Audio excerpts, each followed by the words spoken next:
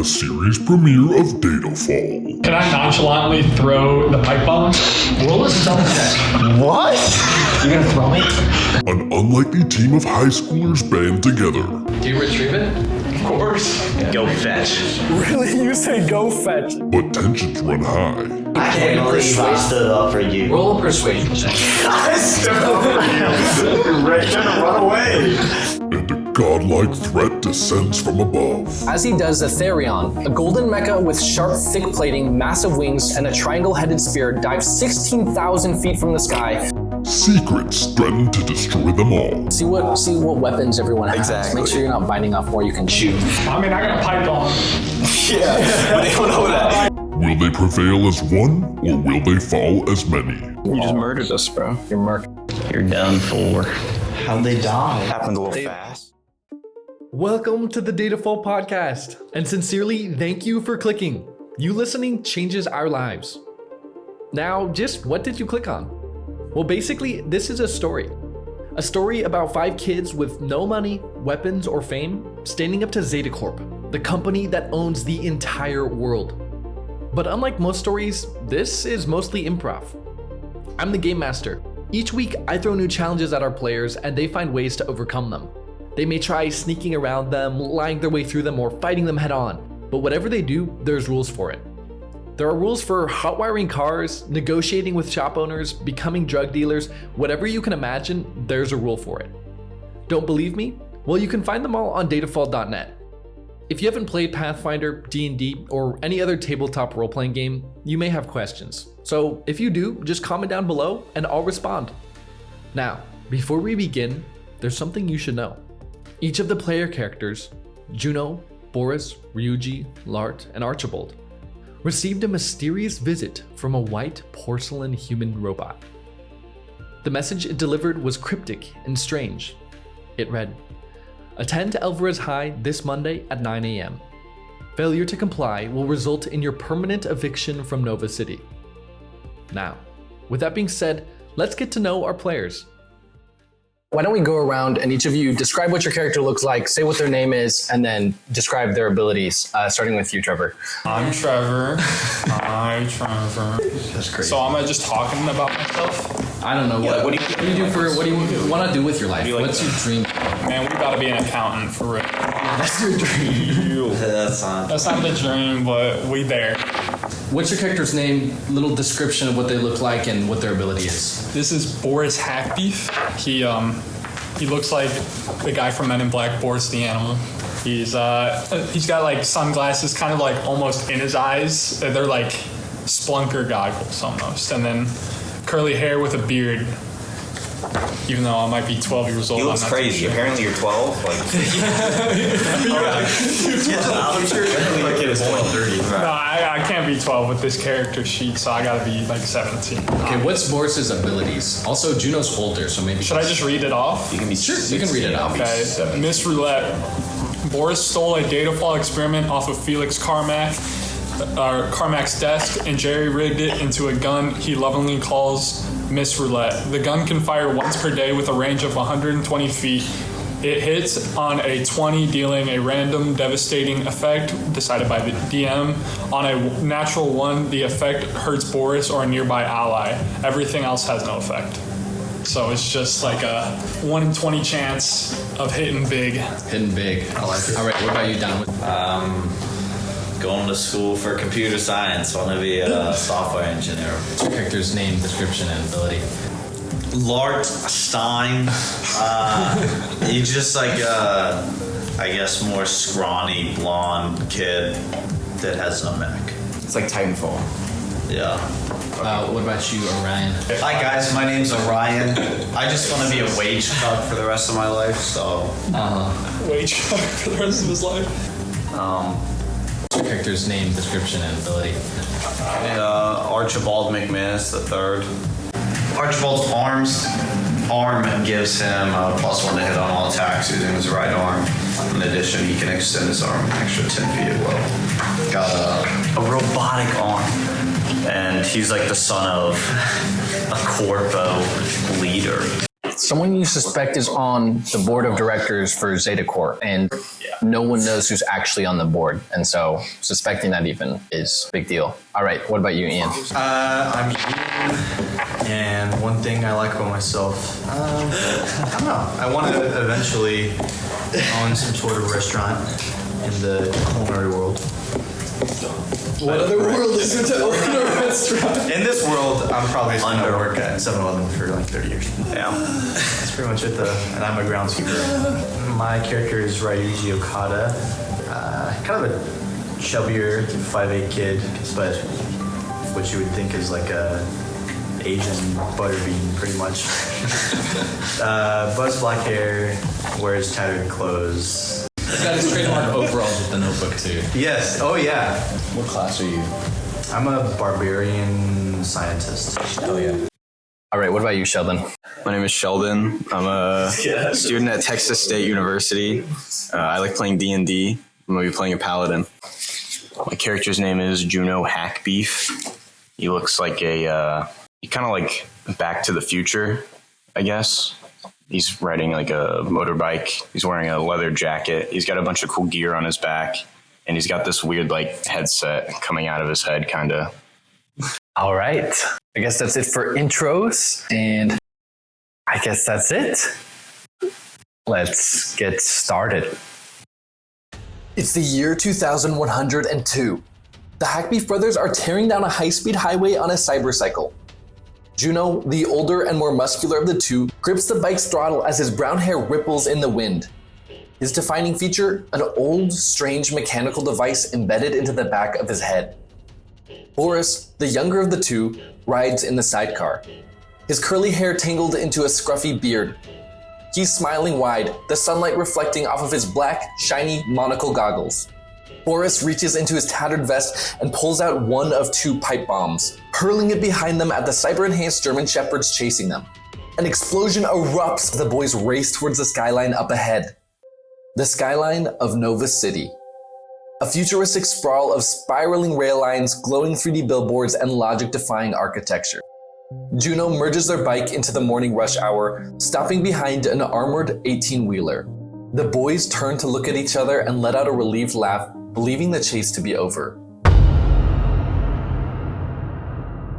The image is shattered by the sound of a heavenly choir reverberating through the sky. The camera pans up to a bird's eye view, looking down on the traffic below. Every vehicle peels off to the side almost instantly, every driver recognizing the danger. A mile's worth of traffic parting and freezing in a mere moment. The camera view returns to Juno and Boris. I told you to just take what we needed, Boris. Why is Etherion here? Didn't take anything else?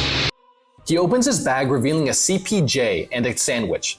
As he does, the Therion, a golden mecha with sharp, thick plating, massive wings, and a triangle-headed spear, dives 16,000 feet from the sky towards the ground.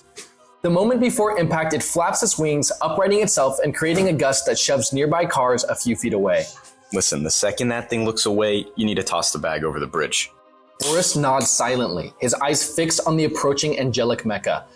The Therion doesn't give an opening and continues to walk directly towards the Hackbeef brothers' cycle. Juno, he's not looking away. Juno starts to put his hand on the throttle. Boris reaches his hand slowly towards Miss Roulette. Just as Juno is about to take off, the tense silence is broken by the sound of the armored vehicle in front of them peeling out. Immediately, the Therion levels its spear and hurls it at the armored truck's rear. A simple black mech steps out from the rear of the truck. It catches the spear mid-air, then launches itself towards the oncoming Therion. In one fluid motion, it slams into the angel suit, tackling it off the edge of the highway. The symbol of a tongue licking an eyeball begins to speed down the open road. As it does, Juno recognizes the logo on it. Isn't that Dad's? Without another word, Juno kicks the cybercycle back to life and races after the mysterious truck. The scene shifts to the driver inside of the car. Bright red hair and firm green eyes are hidden in a brown scarf and a checkered flat cap. A long, thick trench coat and driving gloves barely hide a golden flash around the driver's right wrist.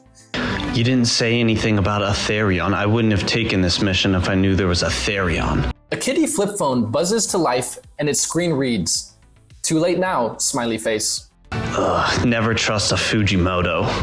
Archibald frantically rips through papers in the glove compartment until he finds a coffee-stained map. His attention flicks between the road and unfolding the map until he finds what he's looking for. Distracted, he fails to notice two things. 1. The cybercycle with the Hackbeef brothers following a little too closely. And 2. The Therion quickly descending upon his location. All he can think about is finding the red wall around the sharp corner up ahead.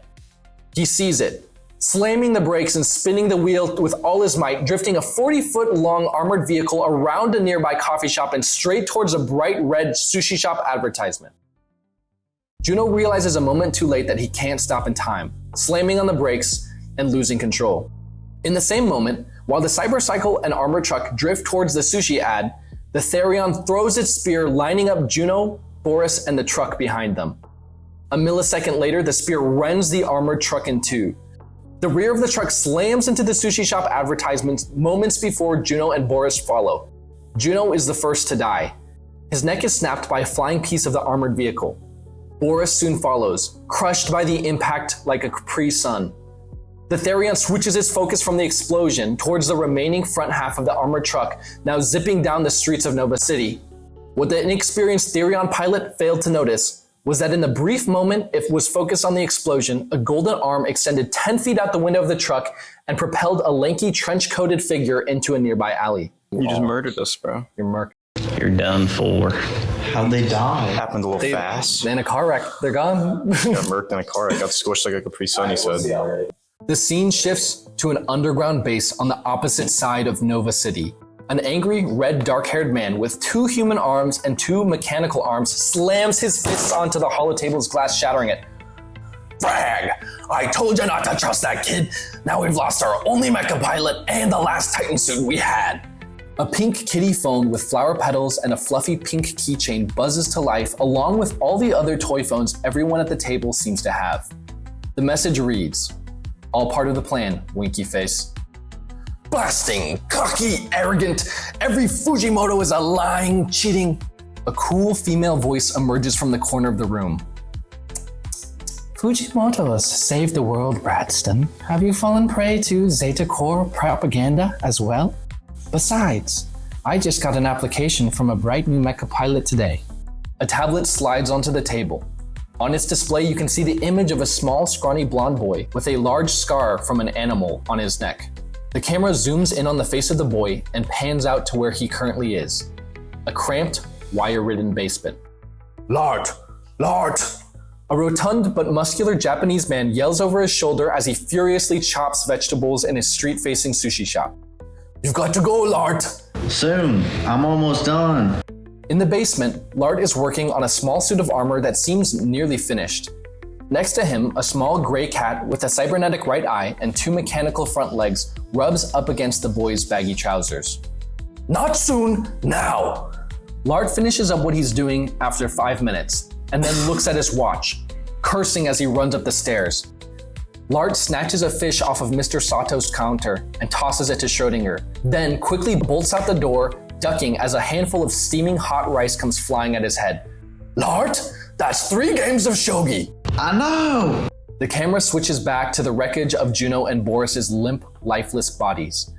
A pigeon feather falls from a nearby tree and lands on Boris's face. As it does, the illusion of the hologram is broken. The camera slowly pans through the holographic red wall and into a dark garage where a real wall and fake bodies are already being synthesized by a massive bio 3D printer. We go back in time to see what Boris and Juno experience. Juno slams on the brakes, drifting perfectly into the hidden garage. Are you okay? Can we do that again? You need to get a better fake laugh. You okay? Can we do that again? The brothers laugh for a moment, then both turn and look at the truck that luckily for them landed right side up. Do you think Dad sent this? Juno says as he looks at the symbol their father so lovingly put on everything he owned. No, never. He's been dead for 8 years. He couldn't have, couldn't he? His voice trails off, now wondering. Juno takes a step forward when his phone goes off. Frag. We're late. Who cares? Let's be late. You know what Zeta Corp would do? and that printer's almost finished the wall. We'll come back tonight. Juno grabs Boris by his collar and drags his pouting, slumped body towards the bike. Unbeknownst to the Hackbeefs, there are 3 other boys on their way to the same school. A group of oddballs whose lives are about to change forever. The school's name? Elverez High. A school only in name. It resembles a shogi tile that is 20 stories tall, on top of which there is a whole miniature city covered with beautiful sprawling parks, tennis courts, soccer fields, food carts, coffee shops, libraries, and dancing halls. On the rear and side edges of the courtyard are 3 buildings, each large enough to be a college of their own. A short, chubby boy with a buzz cut and overalls sits alone on a bench near the railing of the courtyard overlooking the city below. He's holding a tray of scrambled eggs, bacon, and toast. He takes out a thick notebook and unzips its edges. With a concentrated frown on his face, he begins to scribble down notes. Pomeroy starch foam and maybe soy-laced protein sheeting. He records the meal in his journal onto a page crammed full of entries. He looks at his wrist and quickly chokes down his breakfast, slipping his backpack on as he starts to run to class. In his hurry, he doesn't notice the equally distracted and hurried boy in a suit. Ryuji, much shorter but also heftier, knocks the tall boy over and trips in the process. In the chaos, his notebook begins to fly from his hand and is just about to go over the railing when the boy's golden right arm shoots out, unfurling a hidden joint and catching the notebook before it disappears into the city below forever. Oh my, careful there, my good man. Almost lost this. Ryuji looks up at the tall figure with red hair and green eyes as Archibald hands him his notebook. He snatches it from him. Yeah, I wouldn't want to lose this. Has too many names in it. Ryuji laughs and nervously runs off. Neither Archibald nor Ryuji notices the grungy boy with long curly brown hair and monocle goggles running after his slightly larger and better kept brother.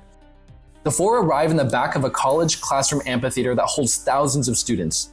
Kids ranging from 12 to 17, mostly wearing some sort of loose formal attire, but also many wearing biker jackets, cheap thrifted shirts and shoes, and various complex accessories.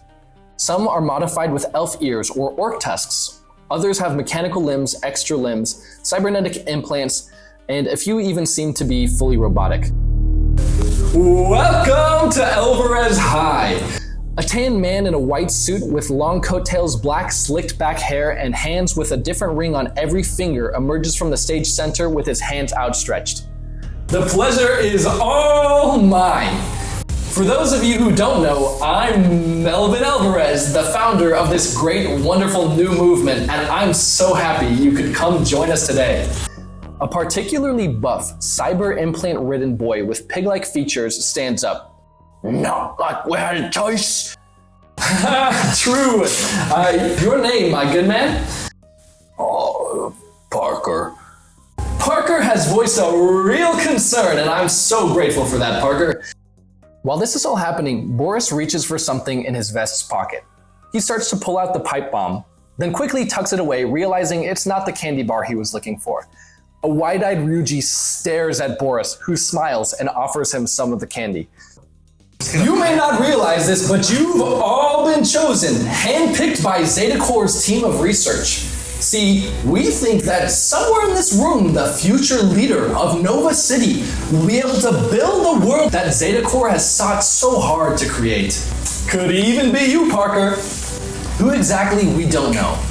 But we do know you, yes, you, are in this room. Mr. Elverez's cold, calculating eyes look around the room and land directly on Juno. I'd burn every studio, server, hell, I'd burn my family just for a chance that you all are getting.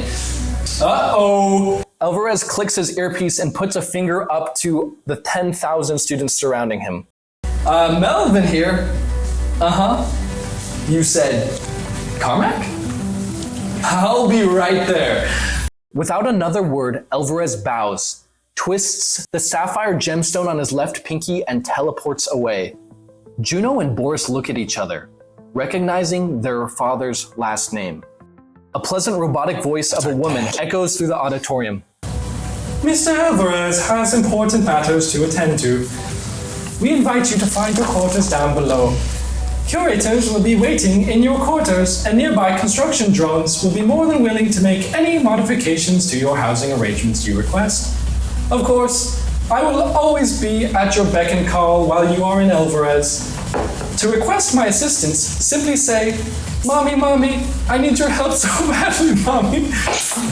Haha, just kidding. Simply call for Elena, and I will do my best to aid you. Who designed this AI? Directions to your quarters have been sent to your phones. Moments later, after following the directions, the muttering group of intrigued high schoolers descend into the large shogi tile-shaped building below. Its contents hold a miniature city with glass all around overlooking the real city outside. The 20 floors of height and 16 blocks of width are packed with grass, sidewalks, and neighborhoods, with the city center full of adults manning hot dog stands, flower boutiques, burger shops, pizzerias, clothing stores, and everything a mini city would need. The surrounding areas are broken up into 4 neighborhoods, each with blank lots of land yet to be constructed into anything. The ceiling is a subtly arched dome-like display that is constantly playing a record of the sky above. One by one, students are led by 4-foot-tall porcelain humanoid robots to their plot of land in the neighborhood. You would all recognize these as curators. Merely by coincidence, Boris, Juno, Ryuji, and Archibald are led at the same time towards a neighborhood in the back right corner of this garden-like town. Ahead of them, you notice a short blonde boy and a round, pudgy, sharp-nosed boy holding something tightly in his hand. They are surrounded by Parker, the pig-like bully, and his gang of reptilian ruffians slowly closing in. To be clear, Lart, you are surrounded, along with this other kid. You saw him have some sort of animal with him, which to you is a big deal because you want to get Schrodinger into this building that has really high security. And so you went over to him and you noticed him take something out of the beak. And before you could do anything, suddenly Parker and his gang were surrounding you guys. You guys are probably, the rest of you are probably about 200 feet away. And you see that it's likely some sort of a fight's gonna break out. What do you do? I think we should go over there, watch the fight, try to take some loot. Let's check it out. I guess so. Let's go. If it gets boring, I'll just edit a brain dance. Wait, how old is Ryuji? I don't know. 16. Okay. What is Archibald doing? I won't be attending your lowly street affairs.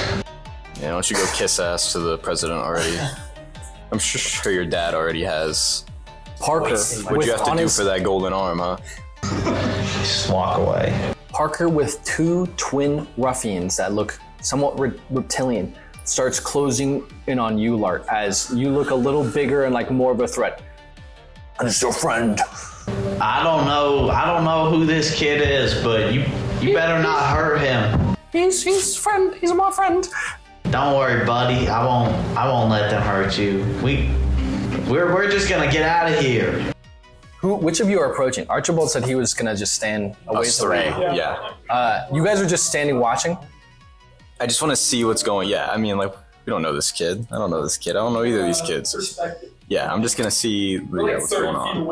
Okay. We're used to this shit, you know. We grew up in the streets. We just need to watch the beef for a minute, and then we'll act. That's a good idea. See what weapons everyone has. Exactly. Make sure you're not biting off more you can chew. I mean, I got a pipe on.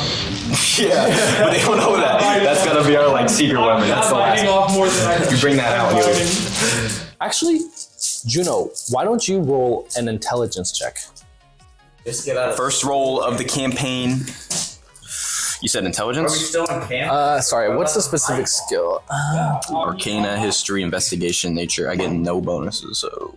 Okay, let's just do a general technology check. So just treat Arcana like it's technology. Okay. Arcana's technology? 18? 18. You know that Boris messed up. This pipe bomb doesn't work. If it did work, it wouldn't have made it through the security at the school. The pipe bomb doesn't work, Boris. It has to work. I'm sure. Okay, I trust you. I don't trust him. I think Boris can do whatever he wants. As you guys are talking, how close is Ryuji to everybody? As long as he's still. He's not really too urgent. He's kind of like We don't know following. If you've seen the pipe bomb yet. Yeah. I'm kind of just like following behind cautiously, but still coming at the same time. Okay, so you're not. Are you combat oriented? Juno and Boris clearly have lived on the streets, and Archibald's got a mechanical arm and seems to be part of some form of a guild. Yeah, I mean, all I know how to do is handle weapons, or handle cooking supplies. So. Okay, for the moment, all you do. What about you, Lart? Is there any tactic you're thinking of dealing with if this gets violent? Calling my back? Oh wait, I don't have to do that shit all. Fucking running, bro. Like I'm gonna get my ass whooped. I'm a little kid. Okay, so at the moment we're waiting for the first punch to be thrown. Lart, you see these two biker guys walking up kind of behind you, like nearby, and they're just watching, and they're clearly not a part of this gang. And in the it's us, Juno and Boris. Dude, y'all better come fucking help me. And we're gonna make a fucking break for it. I'm gonna grab the kid that's with me. So you grab his wrist. Yeah, and we're bolting. Okay, as you grab his wrist, you pull him, and you notice he's quite a bit slower than you. You could make it away, but he's struggling. He's got these tiny little stubby legs. So I'm just gonna like let go. I'm gonna let him run by himself. I mean, I can't carry the. Okay, you grab Midge's arm. Yeah. And you start to pull him, and he trips. He falls, and you see whatever's in his hand for a brief moment. You two. Actually, how about everyone rolls a perception check? It better be some rare ass thing. Oh, please no. 11? I got an 18. 18? I got a 21. 21. Again, investigation. Perception. It's wisdom mod. Lart and Boris, you notice that this is some sort of security key to Zeta Corps. You're guessing that this boy swiped it off of a teacher or an official or something, but this thing could potentially get you out of this building. From everything you've been told, it doesn't seem like Zeta Corps is gonna let you leave Elverez High. And this kid seems to have something that might be able to let you in and out as long as you keep it secret. Boris, I think we should act, Boris. Quickly, things seem to be he grabs it, and right now, while you guys are talking, he's in a fetal position, like he's turtling over this key card while everyone starts kicking him. Are you sure? They're just gonna kick him to death, bro. Are you sure? I mean, I'm just gonna say I'm not. I don't trust it. You don't trust it? I was watching you doing the wiring earlier, and I was like, while I was editing a video, I was kind of like, I'm like 50-50 on this. what the hell are you gonna do? You gonna throw it at a bunch of little kids? Well, I could just say that's a bomb and everybody runs away. Okay, but then you're the one that gets in trouble for it. I'm willing to take a day of suspension. Can I do a check on that? How much suspension is he about to get? You could also ask Elena. Okay, mommy, please help me, mom. Oh, I'm so glad you called me that way. Elena, I had a question. Like, it's not about me or like my brother or like anyone else. Okay. What's the suspension policy? I believe you. Is this channel like completely private? Completely entirely. Think of me as your very private mother. Can I roll? Roll an insight check on that. While you guys are doing this, you hear the pigeon kid in the background. Help me, please. It's a 7. It's a 7. It's an AI voice. It's pretty hard to read. Yeah, it's hard to tell if it's lying. Okay. Anyway, how much suspension would I get for causing a ruckus on the first day? What sort Like of a ruckus fight. are we thinking? For a fight, probably a minor deportment to the lower levels of Elverez High. I'm not allowed to disclose what is in the lower levels. So that's like, what's the lowest? Okay, I think that's good enough. Thank you, mommy. Go away. Okay, this is. I don't think it's a good It idea looks to like go this pipe bomb. kid's about to break open, and whatever he's holding on to is going to be taken by Parker and his kids. So Boris is considering to throw the pipe bomb into the middle of them and look like it's activated. You have to do it stealthily, though. I was thinking about just sneaking up and seeing if I could like slide a hand. Just toss it in the middle. It's like slide it onto their legs while you're walking behind them. I could cast this one thing called Spectral Barricade to like block you too. Why don't you describe what Spectral Barricade does? Because I don't think you can spawn. It's basically like in Halo. It's like a one-sided barricade, so things can come through it on this side, but not on this side. Yeah. So it's like you can shoot out of it and stuff. I don't know. I might give you some cover. I see what you're saying. It's like opaque. Is that what you want to do, Boris? Are you sure it's gonna? As long as it doesn't blow up. How if I don't think it's gonna blow up. You guys have no time left to decide. You guys took the time to have a conversation. Okay, I'm all throwing of a down the sudden, barricade. you see the kid opening up. So describe. I'm saying I'm gonna throw down the barricade and I'm gonna walk to the kid. Okay. What does it look like when Juno deploys his barricade? I don't know. Like, what does it look like when people are doing tech stuff in this world? Is it kind of like a brain thing where they just close their eyes and it disappears? Or? Whatever you think is cyberpunk-esque. Okay. Yeah. I guess, yeah, just like a brain thing to make it more stealthy. Just kind of like close my eyes for a minute, mess with my headset to be even more nonchalant, and then just cast it. Okay, if you want to be nonchalant, roll a stealth check as you try to hide the fact that you're casting a spell. Wait, can I nonchalantly? Now everyone knows. Super obvious. It's like these lasers are shooting out of your headset as you scratch the back of it, and they're deploying this wall that you can see through one side. I'm gonna start walking over to the little kid, the one with the key. And you just nonchalantly start walking towards the kid with the key. What about you, Bruce? What do you do? I'm trying to cause a ruckus. So Can I nonchalantly throw the pipe bomb? Roll a stealth check. What? You're gonna throw it? You said Okay. I'm watching this going down. I'm gonna go in and I'm gonna hold my action to just reach out my arm and snatch the key if they run away. So you prep your arm, you stand nearby, you're gonna rocket it out 10 feet and grab the key card the second you get the chance. I don't even know what this kid has. I was living in an anime. What this kid has. Holy shit. Okay, Boris, Something valuable. He's like protecting it. What's your bonus to stealth? 5, so 19. With a 19, you are able to throw the bomb in a way that it slides through someone's legs, bounces around a bit, and no one can tell exactly where it came from. But you hear Parker curse under his breath, "Oh, everyone get down!" They all jump and they plug their ears, and you guys all have a moment to do something. You were holding an action. This pigeon kid was turning over right before this happened. You see your opening. You're gonna try to get the key card I'm gonna too? try to grab the kid and try to get him away from everybody. How big is he? You're further away. Okay. They were. Can I jump on him, acting like I'm like trying to get away from the explosion, but like just jump on top of him. Like, get down! Yeah. I'm gonna have you guys roll an opposed athletics check to see who gets this key card first. That would be so clean if you just. You could use acrobatics. So you are a grabs it with rogue. his hand. Acrobatics or athletics. Can I see this and join in as well? You're too far away. You're too far away. 16. 16. Boris, you are just about to land on top of this pigeon kid. He's kind of like not wanting this gross, grimy dude to land on him when a golden arm like slides in between you and grabs the key card out. You land on top of this kid. You just and you all turn and look and you see this kid. What do they see? What does Archibald look like in this moment? Snatch it. I'm gonna hold on to my tech for a while now, and then I'm gonna walk back. He just grabs this card. Are you hiding No reaction to the pipe. No, I'm gonna just put it in my pocket and just Too high go minded back. so he doesn't get involved in this. He's Corpo. He's like adjusting his tie while walking. Adjusts his tie, slides it into his corner pocket. So I'll be holding on to this. What's everyone else doing as you see this very valuable key card disappear into the hands of a stranger? Wait, hold on. Where are you going with that? What? You can't just take that from him.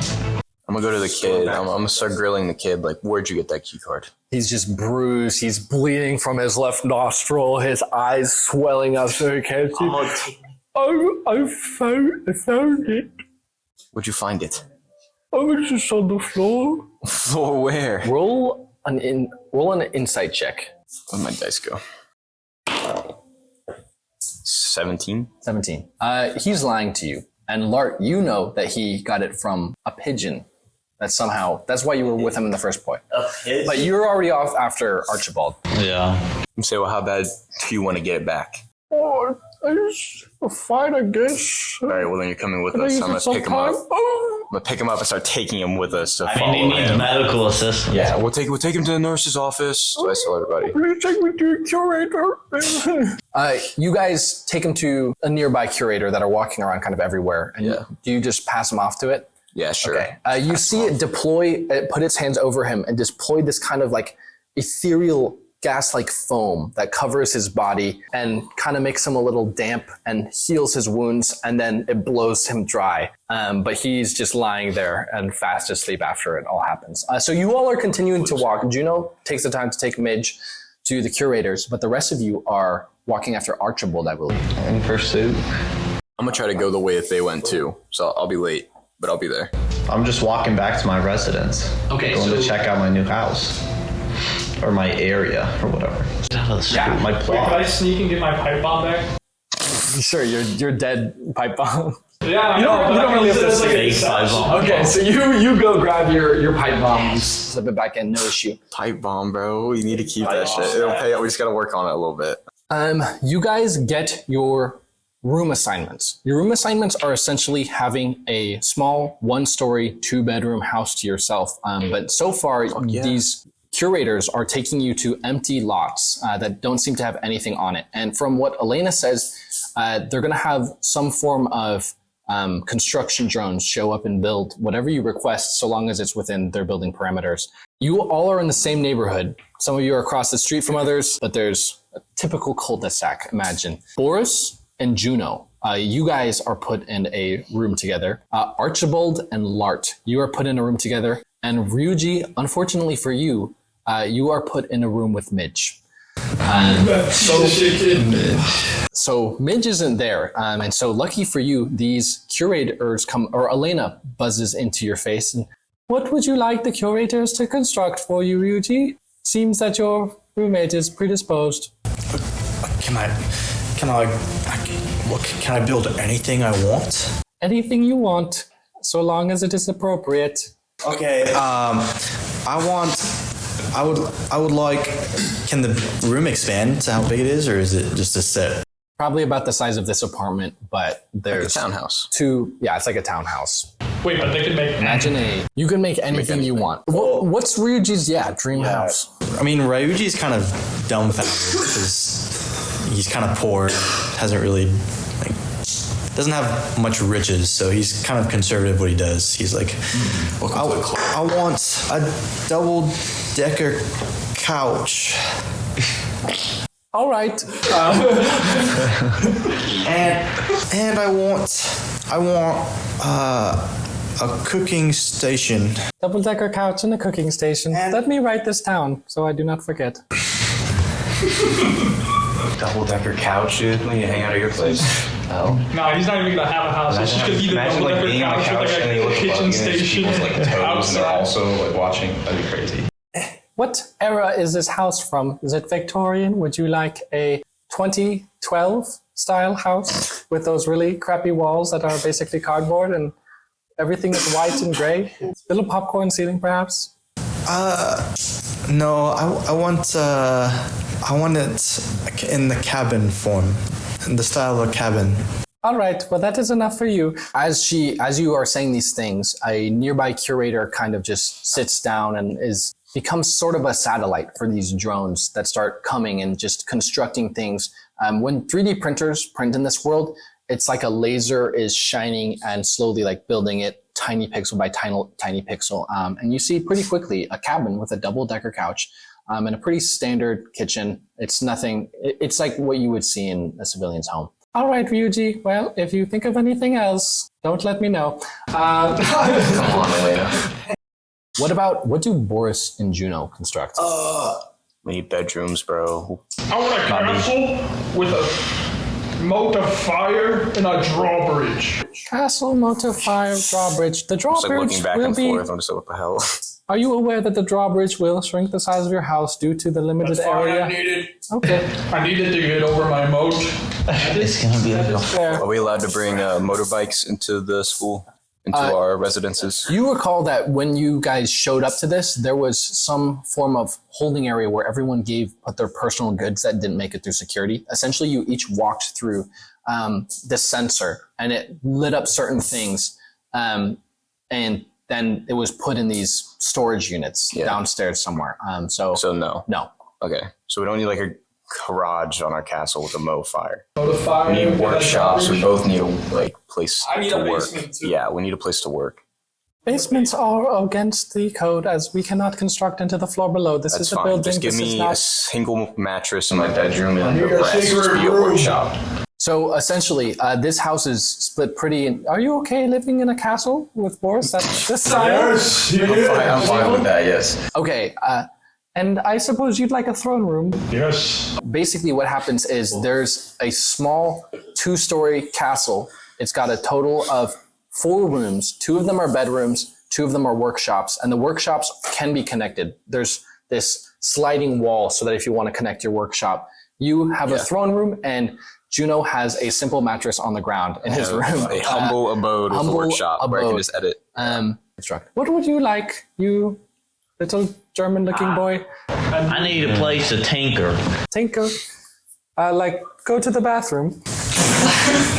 Like tinker on my neck. Oh, yes, that would be very good. Do you have a description? And I need a hot tub.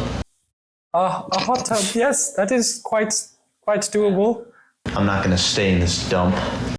Well, we can make it not a dump if you would prefer. Whatever you want. Like my father's penthouse at Sadacor. The most luxurious, finest If you are penthouse. related to Mr. Archibald or Archibald II, I do not believe that would be possible. We could maintain some of the luxuries. I'm not hearing what I want to hear right now. Well, that's a shame. Who can I speak to? Speak to Elena. Is that the best you can do for me? We will do the best we can. How far up can you build it? 2 stories. Not enough, well. Fine, just leave me a bedroom with an overlook. You have a really modern, high-tech, sleek house. You have a bedroom with like a balcony and like books and like a fancy computer area, and it's just basically one big bedroom, whereas he has a bedroom with a hot tub that if you climb down the staircase, you go to his laboratory below, where he can build whatever he wants. After you guys finish with building your houses and all of these things, Archibald, what are you doing with this key card? Are you putting it somewhere? Do you have any hopes for it? My hopes are to use it to leave the school. While you guys are finishing, waiting for your houses to be constructed, decide to go looking for food. You're hungry. None of you had breakfast. You were all predisposed in some way with something much more interesting. And so by the time lunch comes around, you guys are looking for food, and Elaine has informed you that you guys have the rest of the days to yourself. There was supposed to be a much longer commencement ceremony put on by Mr. Elverez, but with him disappearing, there isn't much to do besides get to know your surroundings and who you're working with. I'm assuming, unless any of you have another plan that's more important, you guys all go to the city center where you can get food and eat, basically. Yeah. I wanna go knock on his door and ask him for the key card. So Archibald opens the door, is adjusting his tie, and he looks up and he just sees this gritty, vested, smiling Boris looking at him. What you doing with that damn key card? And who are you exactly? Boris, hack beef.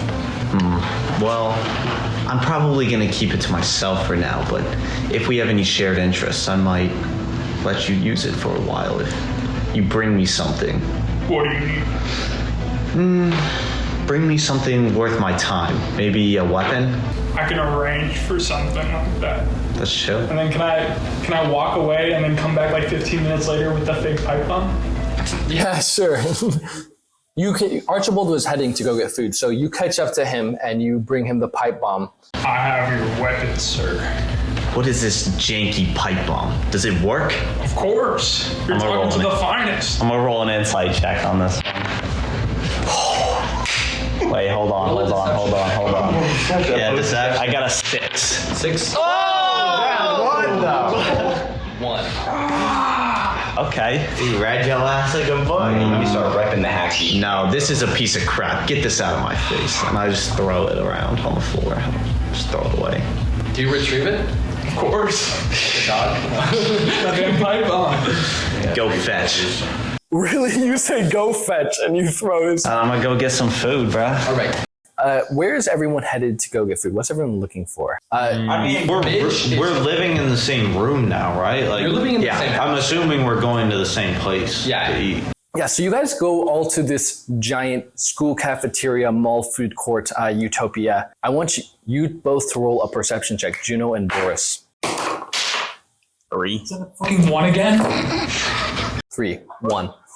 You don't notice someone watching you very closely and very skeptically as he glances from his group of friends. What are you guys doing? I'm not really looking to make friends, kind of just feeling out the next coming days.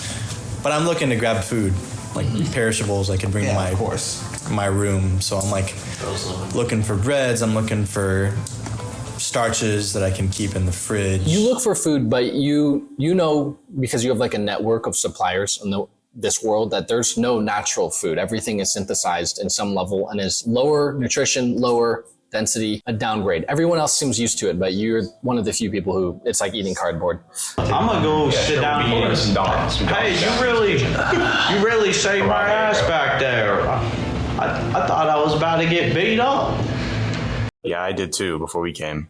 I think that kid had a key card.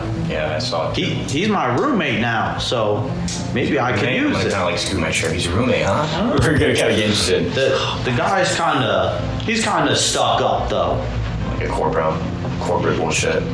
He must be. Yeah. I heard that his dad is on the board for Zeta Corps. Huh. Maybe that explains it. Either way, we need to get that key card. You see me walking up from the side, and I kind of hear you guys talking. What are you guys talking about? Nothing that involves you. Midge was right behind Yuji, and he follows up. Oh, what happened to that? Not important, but what happened to that thing that I had? Oh, the thing that you were entrusted with? Oh, the thing that you had that you had stolen from you? Yeah, well, yes. I think it's out of your depth now, kid. Roll an intimidation check. 18. Okay. Get the fuck away from us. You see him just like go to a hot dog stand, get like a really soggy hot dog, and return to his. Ew, that's what he gets. Return to his house. He doesn't think. I'm just looking at him like getting a hot dog, just judging. He's back. What did he do? He's the one that had the key card in the beginning, but he lost it. But he lost it. Oh wait, we could have used him. Yeah, it's the same kid. And he's a kid. You're still wondering how he got an animal. If we just would have gotten him out of there without him getting stolen. Yeah, he just left the table that you're at. You were talking over to him. Yeah, we dunked this hot dog in a cup of water. Said boom. Okay, so Midge, how'd you manage to get that key card? Oh, well, We won't tell you the truth. You saw the pigeon come to me with the key card. How did it bring you the key card? Or pigeon? It's not just. You don't know this because you bullied him off, and he went to go get the hot dog, and then Lart went after him. I saved you. You remember that, right? I remember you running away. You saved him. I remember you running away, and then when I tripped, you kept running. It's not my fault that you're slow. I just gotta save myself first. It's true, and I'm gonna save my information for myself. do you have any? I can't believe I stood up for you. Roll a persuasion check. I stood up for you. You're ready to run away. A 16. Well, I can't really show you without a pigeon here. I don't know where it went, but tomorrow night I can show you how to get something. Well, that would be nice. He just returns with his hot dog to your guys' really strange home that has nothing to do with his requests. It's just Ryuji's. He returns to Ryuji's home. It's Archibald here. Was he gonna get something to eat? You gonna try to snatch my food out of my hand Yeah, too? what's the fanciest? What's the most high-end restaurant? Like, Okay, so you find like a 4-story rooftop diner where you sit and there's nice silk tablecloths and these butlers come and serve you food. Okay, I'm gonna go and sit up there. I just go and I order a nice steak and just start dining, start grubbing on it. A group of other high society type looking students who are dressed probably even nicer than you are at the moment. it's more like they're more than anything. It's like they're Modern royalty. They have silk button-ups. They have gold lacing, and out of them, someone stands out as probably the most alpha. He has beautiful brown hair and sharp, dark blue eyes, a solid jawline. He stands up super straight. He also introduces himself. His name is Harrison Argyle. He walks as though he normally carries a sword or something at his side, almost out of habit. I saw you earlier with 2 other fellows. Are you friends with the strange biker and the man with curly hair? You think I'd be friends with any of the street filth around here? You and I think alike. I can tell you're one of us. Oh, most certainly. But if you could do me a favor, I saw those two this morning get into an accident of sorts, and I'm very curious how they're alive. I would pay you quite handsomely if you were willing to procure their information, where they're from, what their goals are, where they were this morning, perhaps. I'll pay you roughly 10,000 credits if you are able to acquire all the information I would like. What's that in USD? It's like the conversion. Probably like $10,000. Okay. Yeah, quick math. I know that's petty cash, but maybe we can think of it more of a gamble or something like that. In your head are thinking you rejected your father's fortune. So to you, this actually is a lot of money. You're broke right now, essentially. I guess I'll take you up on that offer. I'll keep an eye out on them. Lucille, please get this man's information. A girl next to him who is wearing this princess-like dress and that has blonde hair comes over to you, and she takes her phone out and lifts it, puts it towards you, and for your contact information. Gotta scan my brain or something? Oh, come on. I'm sure we'll be in touch. They turn and they leave this establishment, and they were Archibald McManus and Harrison Argyle. All right, what's everybody else doing? I think I probably just followed Mitch into the room after I saw just a weird short interaction. You see him taking some blankets and climbing up the double-decker couch and like trying to toss them on, and he's having a hard time getting it fully up there. He's got short arms and short legs and a big round rotund body, sharp nose. He just has a hard time. Am I as short as him? No, you're taller than him. You're like a good 4 inches taller than him. Okay. I walk into the room and I see him struggling, and I help him with the blankets. I say, "How you doing, Mitch?" Mitch? Yep. No, Mitch is good. Loser. Did you? You think No, you go. I'm sorry. Wait. I'm sorry. Oh, you go. I'm sorry that I didn't give you what you wanted in your room. Oh, yes. Well, I didn't really want much anyway. I'm happy with this. Yes, you can sleep on the top if you'd like. That sounds very, very kind of you. You have a bed and you're sleep on the top couch in his house. You're saying, you're like, I'll let you do this. Like, thanks. Very he doesn't have a bed though. He doesn't have anything. No, he doesn't. So, I don't know. I just like... Maybe I can sleep on the bed with you? No, that's silly. I gave you an outhouse in the back. It's all right. It's all right, Mitch. And I just grab his body in the blanket and I kind of shove him up there on the bed. Make an athletics check. This is a hefty guy. No. Athletics plus 6 on the floor, bro. Ooh, 23. 23. You like launch him up on this thing. You even aim him so he kind of like sprawls out perfectly on the bed, and he kind of leans over and gives you a thumbs up like, man, what a guy. The hell Ryuji be getting into? Throwing people on beds and shit. Like Elena beeps onto the sky above, and you see a outline of a female face speaking to you all. And she says, class assignments for the week should have been distributed to your phones. You feel free to ask me about them below, but as you know, at Elverez High, we break the classes into various days. There is the History Day, Social Day, Exploration Day, Business Day, and Team Day. That will be all. Good night, my children.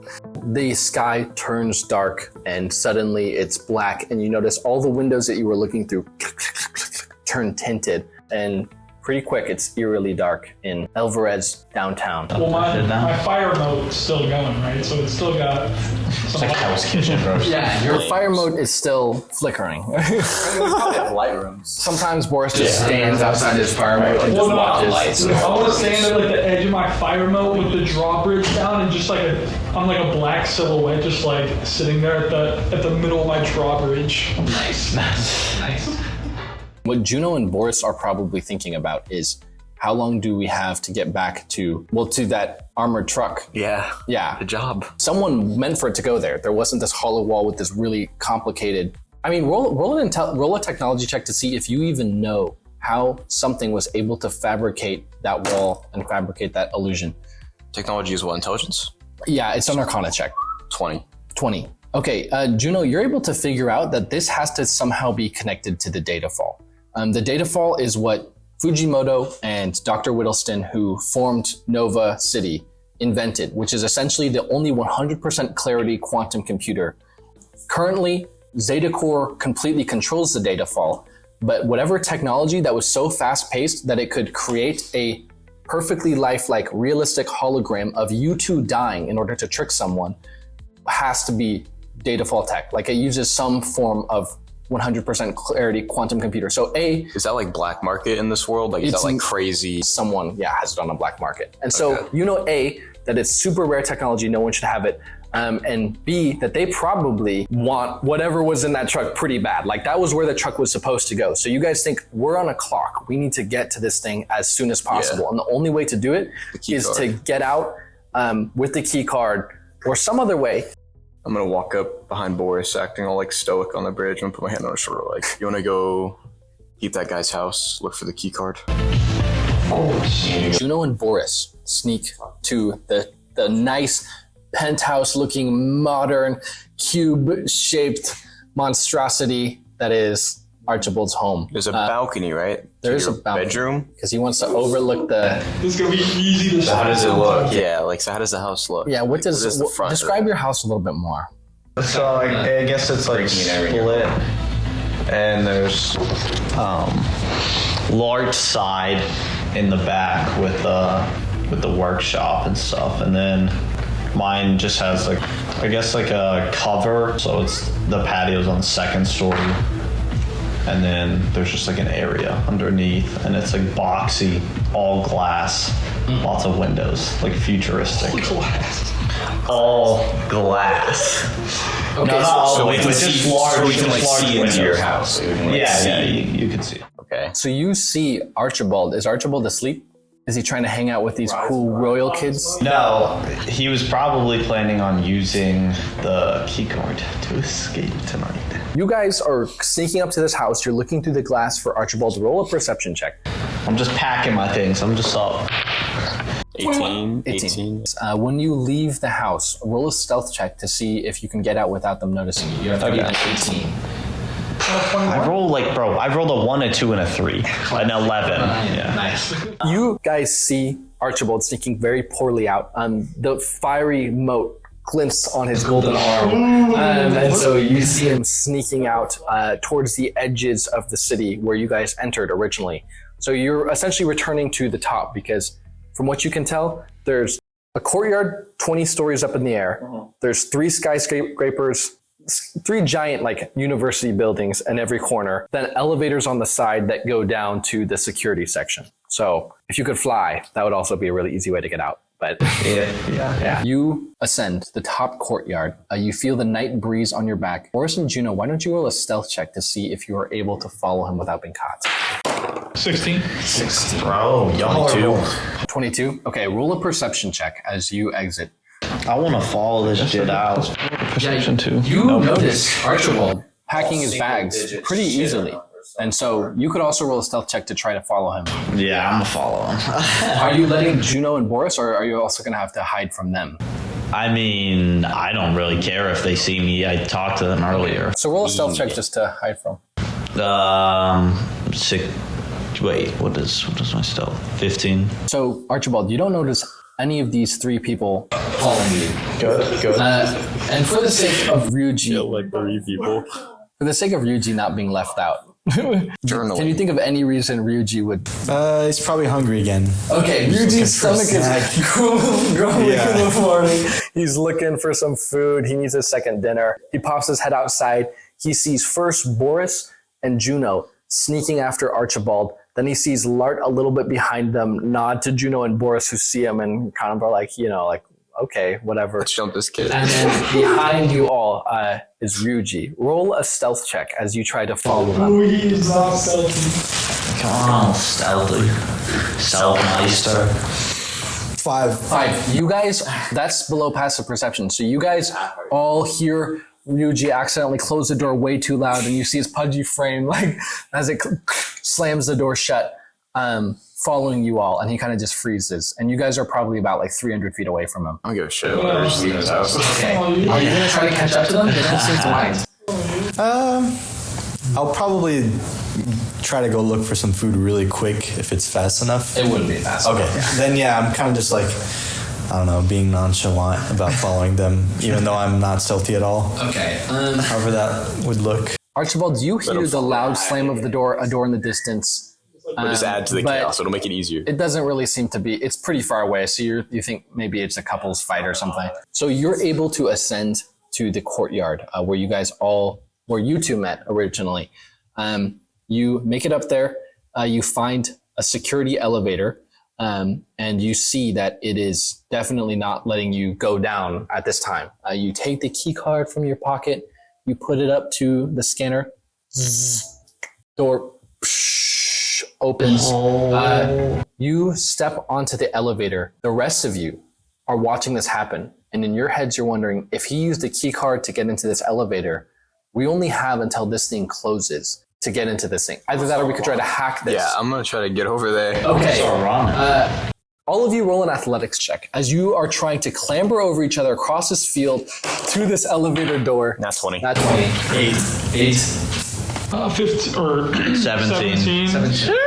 Acrobatics. 17. Ryuji is the only one who is unable to. The rest of you clamber up the staircase exit, sprint over. Archibald, you just see these two biker dudes and a small blonde kid like charging you.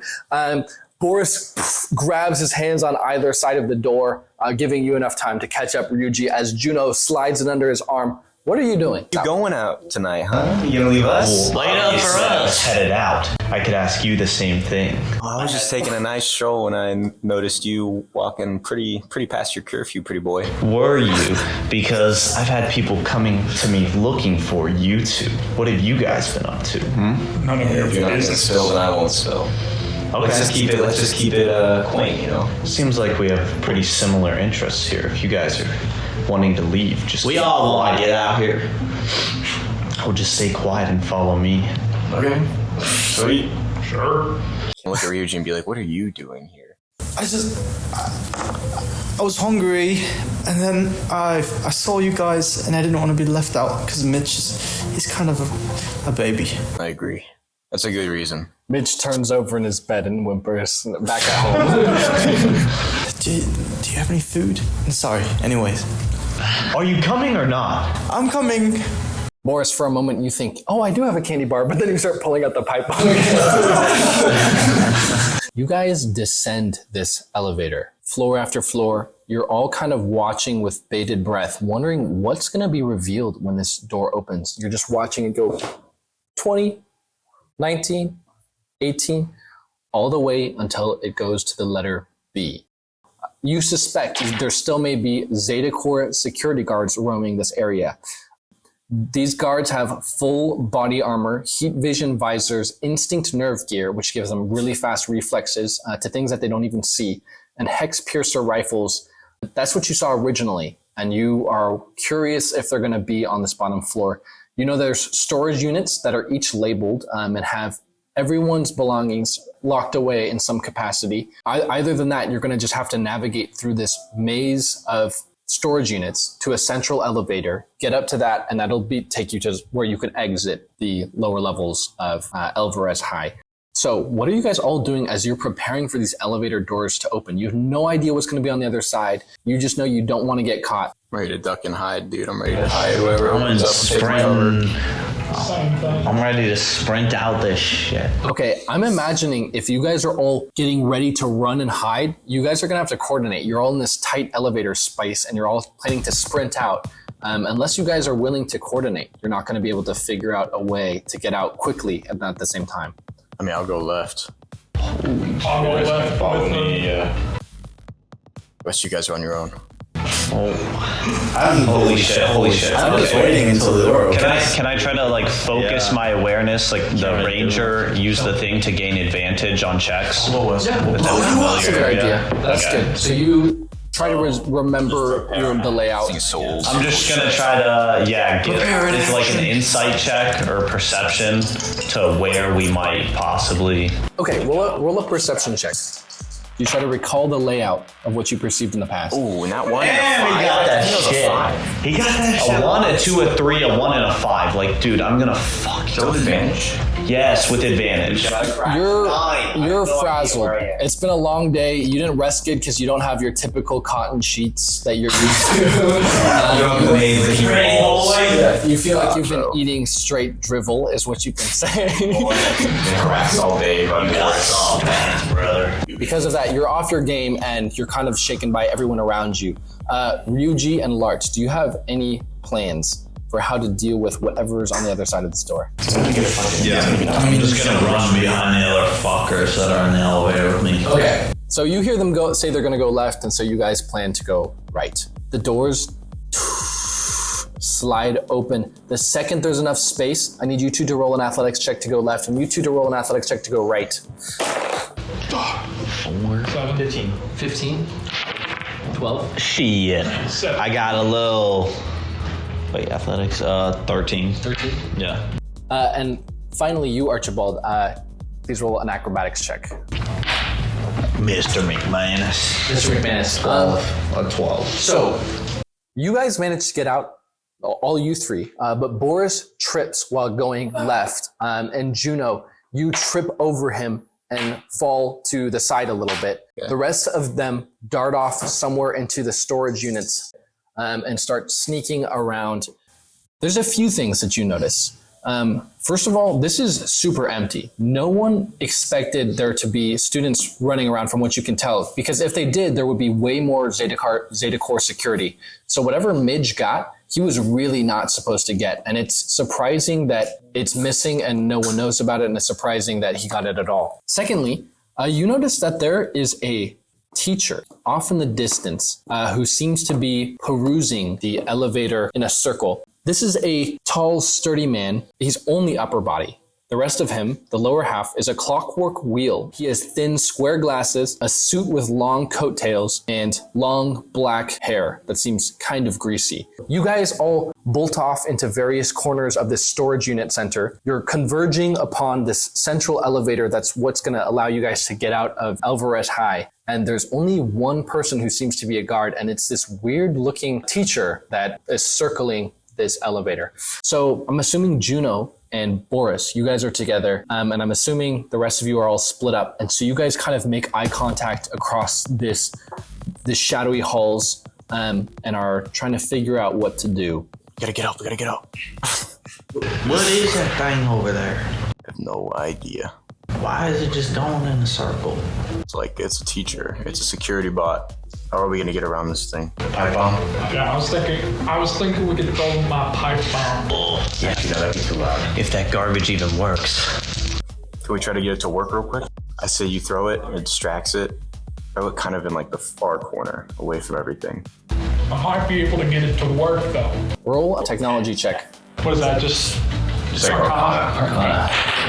Here, I'm gonna touch the pipe bomb with magic tinkering. I'll make it emit a chirping noise. It's perceivable from up to 10 feet away. Give me that bomb here, and I'll make a little noise on it. It don't work, right? I mean, if I throw it hard enough, it'll make a noise already. But if it's beeping, then it's a bomb. You got a good point. Here's that bomb, sir. Here, hold on. If you guys give me 3 minutes, I can plan this whole thing out. Just give me 3 minutes, okay? I don't know if we have that much time on us right now. We need to get to a safe spot. Where's the nearest safe spot I can edit? You're in an expansive storage unit layout. There is infinite zones. We're already chilling right now. There's only one fucker. So you guys see Juno slump over, and Boris instantly is guarding him, almost like this has happened a million times. What's he doing over there? My boy doing a thing. I'm editing a brain dance of the situation happening right now. So it's like I'm making a level in this headset that I have, and I can play it. so I know exactly what to do. I'm gonna do that now, okay? He wakes up to explain it, and then he goes. Ready? So, what am I? Roll what am with I triple trying to roll? advantage. I'm gonna say performance check because you're trying Okay, to so I get +3. throw the bomb in a way that gets this guy to leave the area. +3, 6, Plus- 22. 22.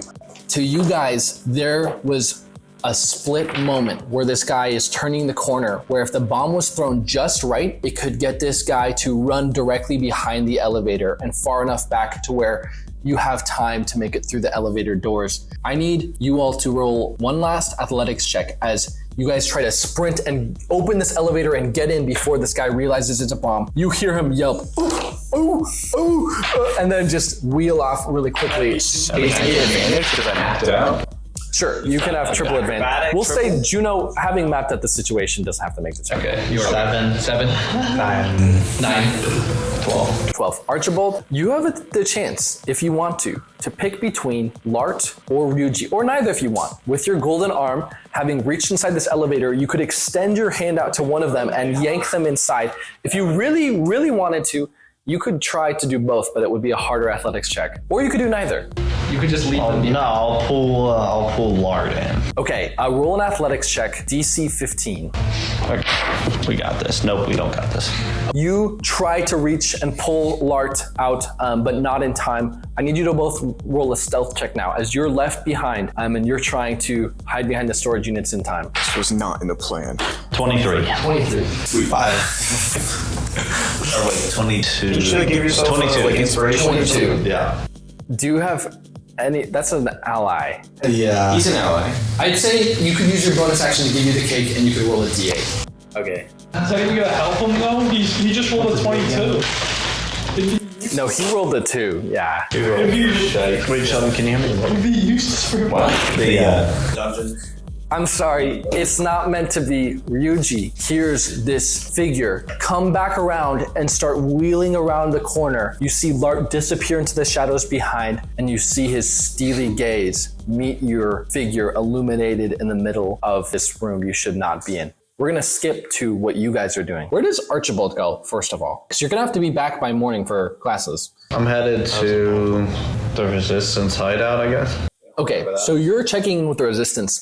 Essentially, you had this really high-stake mission that you went on. It went incredibly wrong, but you saw the truck go into the wall, so you know that it was at least a success, even though it went about as otherwise wrong as it could. Then you zipped off to school before getting a debriefing. But that was our first day at school.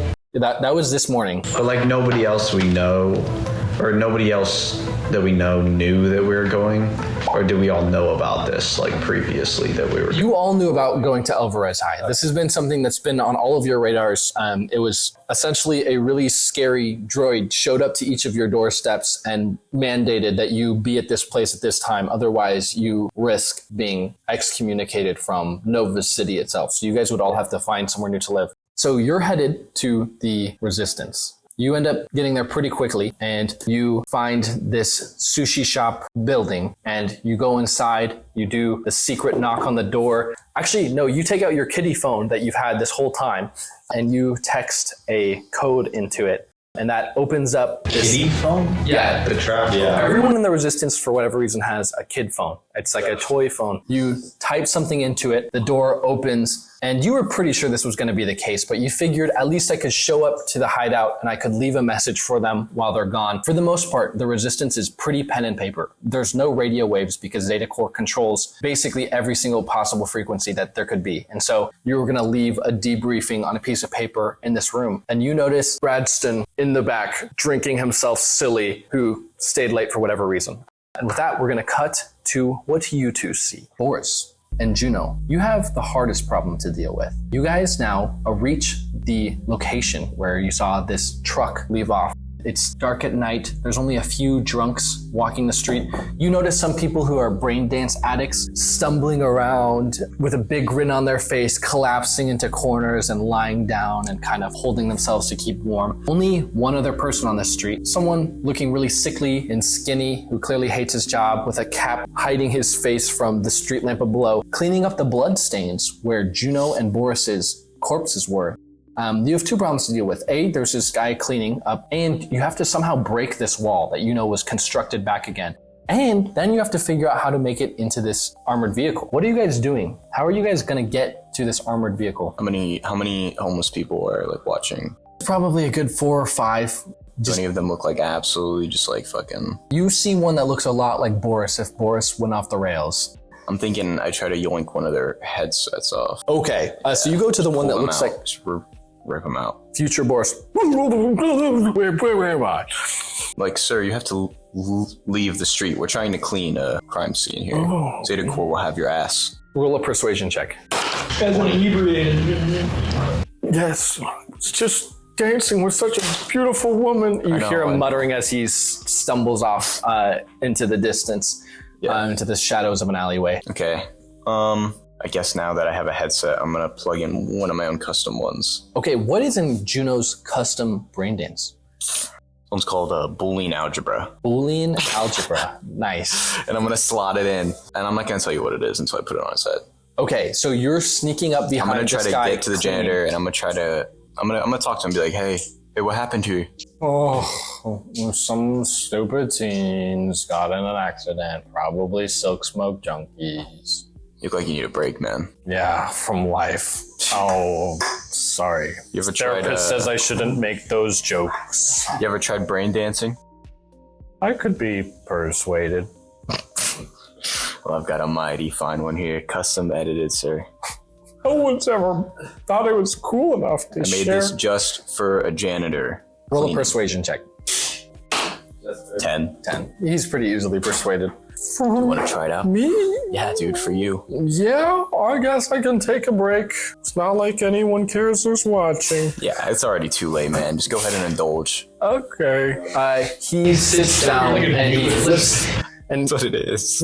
Describe what putting a brain dance on and it activating looks like. It's like a headset, and it has these little, I don't know what to call them, like little bricks, and they kind of just like shine a bunch of like lasers into your eyes. Okay. It, like makes you hallucinate. Okay. Field of view is just replaced. Okay, so his field of view is completely immersed in this reality. What is he seeing? He's seeing, what was it called? Boolean algebra. He's seeing just absolutely like the craziest party ever. It's like a nightclub. He's like dancing with a bunch of girls. DJ going off. He's got bottles coming in, bro. You just see this guy slumped over, tears of joy. You see he smiles, but his smile muscles are weak because of how little he smiles. And so it's a really flat, almost a frown of a smile, but you can tell it's real. Yeah. As that happens, you guys now only have to deal with this wall. How are you going to break this brick wall? You guys saw it being built. This thing is solid mortar. Yeah, it's been reconstructed completely. Boris, this one's up to you.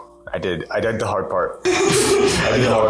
You need to fix that explosive on this wall. Can I try fixing my pipe bomb again? Sure. Can I try helping him?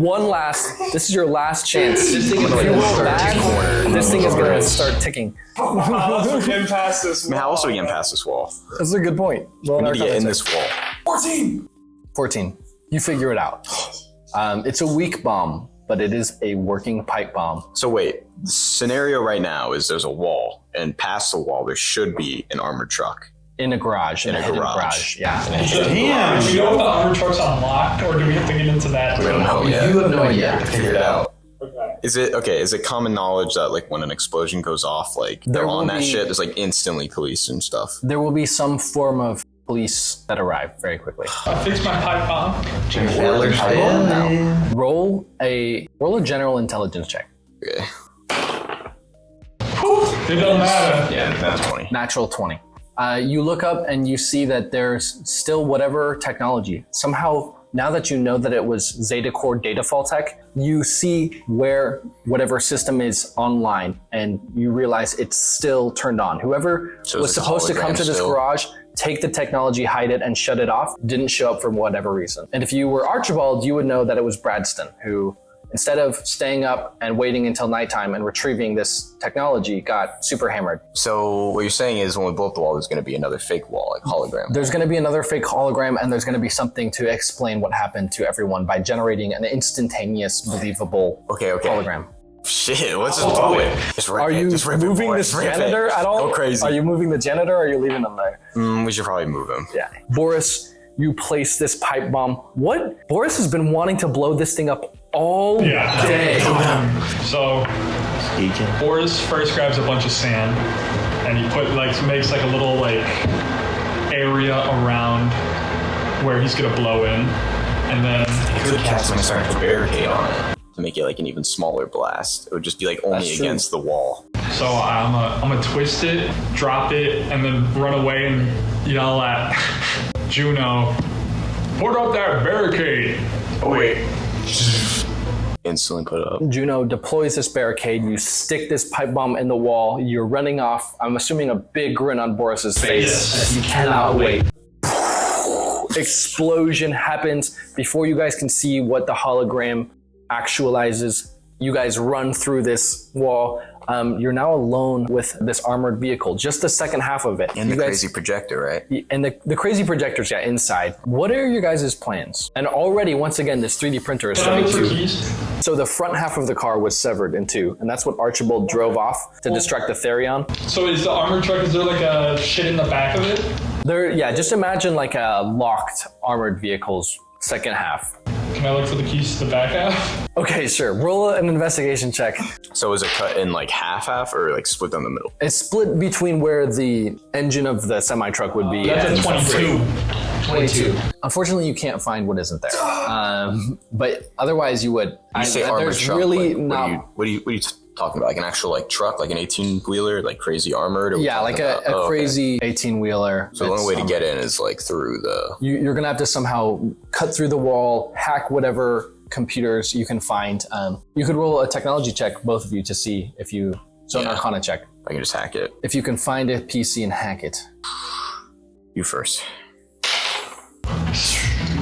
That's a 21? 21. It's in that one. That one. Juno looks around and he is talking all smart and he's thinking everything, and you're kind of like letting him do it because he just saw that crazy projector and explained how everything was going to go down and why it would work to you. And so he's looking near the truck would be attached to the front truck. He's looking underneath. He's looking everywhere. And you're just staring there, smiling, thinking about the explosion, and you look at the logo of your dad. You're just looking at the logo your dad had, of this tongue licking an eyeball.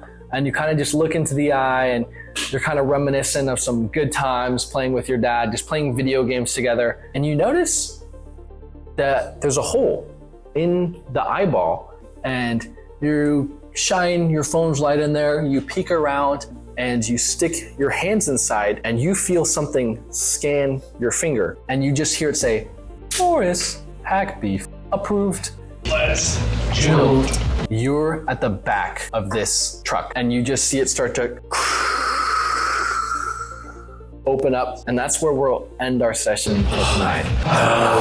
Nice. This is quite nice with the 3D. Thank you for listening. It means more to us than you could know. Stay tuned next week to find out how Ryuji and Lart will escape the ominous teacher, to learn what Archibald's true mission is, and most importantly, to discover the secret hiding in the armored truck. Also, please consider subscribing. It's free and it makes a big difference.